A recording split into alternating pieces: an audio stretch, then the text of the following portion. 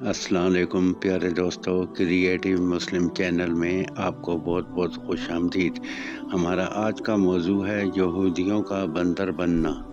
جیسا کہ اسلام میں جمعہ عزت والا ہے، عیسائیوں کے لیے اتوار اور ہندوؤں کے لیے منگل، اور اسی طرح یہودیوں کے لیے ہفتے کا دن محترم تھا، مگر فرق اتنا ہے کہ اسلام میں صرف ان لوگوں پر جن پر جمعہ کی نماز فرض ہے، جمعہ کی پہلی اذان سے ختم نماز تک وہ دنیاوی کاروبار کرنا حرام ہے جو نماز جمعہ میں دخل انداز ہوں۔ عورتیں، بچے، مسافر اور بیمار لوگ اس حکم سے علیحدہ ہیں کیونکہ ان پر جمعہ فرض نہیں ہے، لیکن یہودیوں اور عیسائیوں کے ہاں ان سارے دنوں میں دنیاوی کاروبار حرام تھے، اور خاص کر شکار کرنا سخت جرم۔ حضرت موسیٰ علیہ السلام کے بعد یہ واقعہ پیش آیا کہ بنی اسرائیل کی ایک جماعت بحر کلزم کے کنارے شہر ایلا میں رہتی تھی جو مدینہ منورہ اور شام کے درمیان ہے۔ یہ لوگ مچھلی کے بہت شوقین تھے۔ رب کی شان یہ کہ ہر ہفتہ اس دریا میں بے شمار مچھلیاں نمودار ہوتی تھیں، یا تو ان کے امتحان کے لیے یا اس مچھلی کی زیارت کے لیے جس کے پیٹ میں حضرت یونس علیہ السلام رہتے تھے۔ باقی دنوں میں سب مچھلیاں غائب ہو جاتی تھیں۔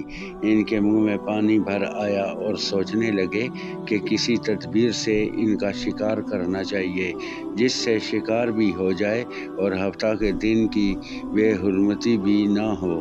آخر ان عقل مندوں نے یہ ہیلا سوچا کہ دریا کے ارد گرد بہت سے گہرے غار کھود دیے اور دریا سے اس غار تک نالیاں بنا دیں۔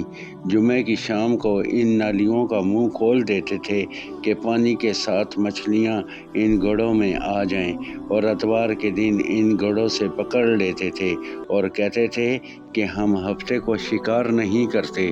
انہوں نے وہ مچھلیاں خوب کھائیں اور فروخت کیں، جس سے یہ بڑے مالدار ہو گئے۔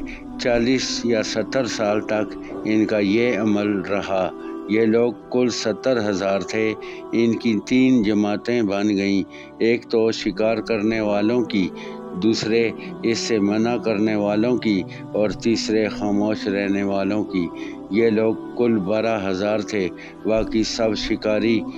جب شکاریوں نے ان کی نصیحت نہ مانی تو انہوں نے اپنے اور ان کے درمیان ایک دیوار بنا کر شہر کے 2 حصے بنا دیے اور کہا کہ ہم ان کے ساتھ نہیں رہیں گے کہ ہم پر عذاب نہ آ جائے۔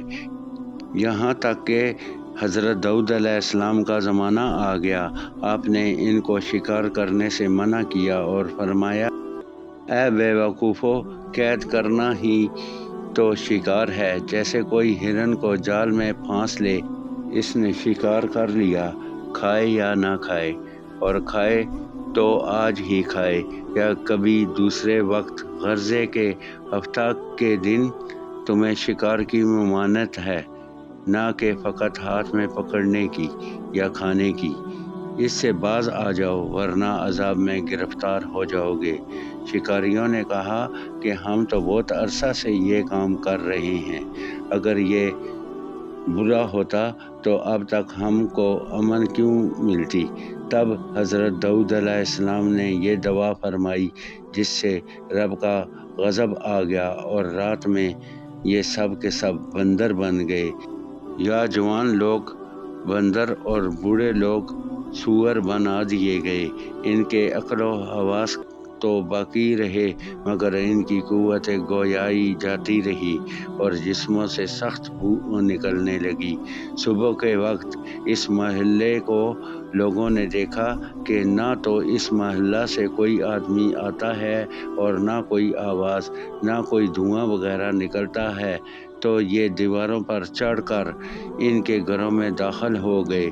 وہ بندر ان کو دیکھ کر ان کی طرف دوڑے اور ان کے قدموں سے لپٹنے لگے اور ان کے کپڑے سونگھتے اور روتے تھے۔ ان لوگوں نے کہا کہ کیا ہم نے تمہیں شکار کرنے سے منع نہیں کیا تھا؟